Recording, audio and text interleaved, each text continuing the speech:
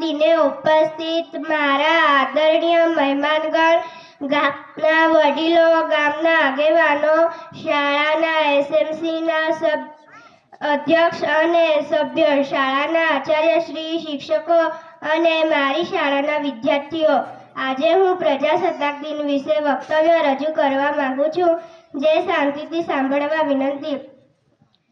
26મી જાન્યુઆરીએ આપણો રાષ્ટ્ર તહેવાર છે। આપણો દેશ આઝાદ થયો ત્યારબાદ દેશનું બંધારણ ઘડવા માટે એક સમિતિની રચના કરવામાં આવી। તેના અધ્યક્ષ ડૉક્ટર ભીમરાવ હતા।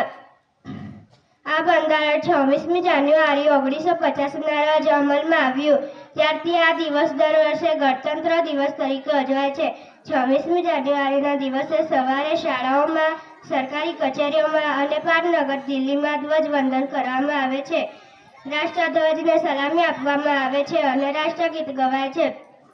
આપણા વડાપ્રધાન લાલ કિલ્લા પર રાષ્ટ્રધ્વજ ફરકાવે છે। રેડિયો અને ટીવી પર દેશભક્તિના ગીતો તથા કાર્યક્રમો રજૂ કરવામાં આવે છે। જય હિન્દ, જય ભારત।